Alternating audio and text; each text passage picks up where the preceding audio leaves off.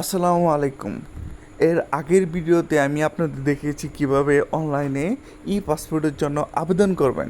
সেক্ষেত্রে আমি ওইখানে দেখিয়েছিলাম যে আপনারা মানে পাসপোর্টের পেমেন্ট অপশনটি অফলাইন পেমেন্ট দেওয়ার পরেও কিভাবে অনলাইনের মাধ্যমে আপনি পেমেন্টটা খুবই নিরাপদে পেমেন্ট করতে পারেন আর কি, পাসপোর্টের ফিটি প্রদান করতে পারেন। সেক্ষেত্রে আমি আপনাদের একটা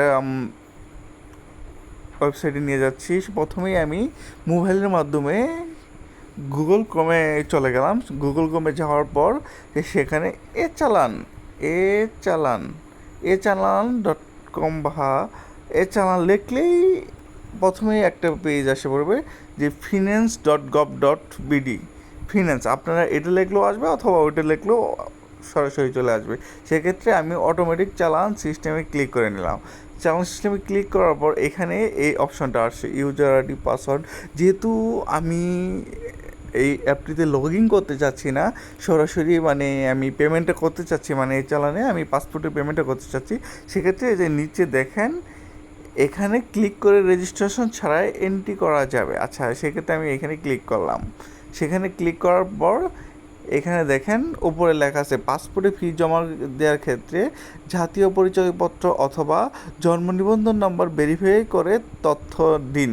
অন্যান্য চালানোর ক্ষেত্রে সঠিক তথ্য দিয়ে চালান করুন। ভুল চালানের তথ্য সংশোধন করার কোনো সুযোগ নেই।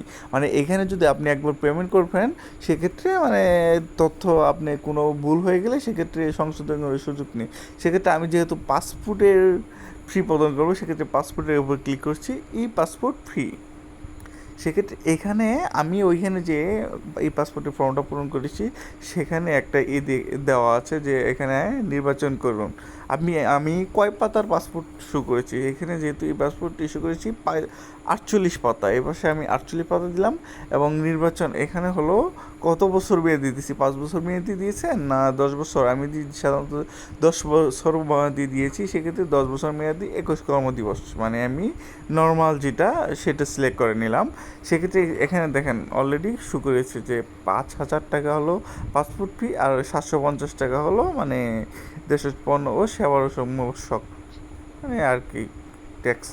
সেক্ষেত্রে আমি ওকে বাটনে ক্লিক করে দিলাম। ক্লিক করার পর এখানে দেখেন পাসপোর্ট ফি কোন খাতে জমা হচ্ছে, কোথায়, পাসপোর্টের যে সরকারি প্রধান কার্যালয় ইমিগ্রেশন অফিস, পাসপোর্ট অধিদপ্তর, হেড অফিস ডিপার্টমেন্টের এখানে জমা হয়ে যাচ্ছে। আচ্ছা, সেক্ষেত্রে 5,700 টাকা। আর যেক্ষেত্রে ব্যক্তির উপরে ক্লিক করতে হবে। ব্যক্তি এখানে আপনার জাতীয় পরিচয়পত্র নাম্বার, দিন, মাস, মোবাইল নাম্বার সিলেক্ট করতে হবে। এখানে আমি ব্যক্তি নামে সিলেক্ট করার পর এখানে আমি আমার জাতীয় পরিচয়পত্র নাম্বারটি এবং জন্ম তারিখ প্লাস একটা ফোন নাম্বার আমি দিয়ে দিলাম 017। দেওয়ার পর আমি এই যে চেক এনআইডির উপর একটা ক্লিক করে দিব যে এইখানে সংশ্লিষ্ট জাতীয় পরিচয়পত্রের নাম্বার এনআইডি সিস্টেমে পাওয়া গেছে। সেক্ষেত্রে আমি তাহলে সেটা এখানে আপনি ইমেল দিতেও পারেন, না দিলেও সমস্যা নেই। আপনি এখানে 3টে অপশন আছে, মোবাইল ব্যাংকিং, ইন্টারনেট ব্যাংকিং এবং কার্ড পেমেন্ট। আপনি যে কোনো মাধ্যমে দিতে পারবেন। এখানে বিকাশ নগদে দিতে পারবেন, ইন্টারনেট ব্যাংকিংয়ে দিতে পারবেন। আমি ইন্টারনেট ব্যাংকিংয়ে দিতে যাচ্ছি, সেক্ষেত্রে আমি ডাচ বাংলাকে সিলেক্ট করলাম। ডাচ বাংলা সিলেক্ট করার পর সেভ দিয়ে দিলাম।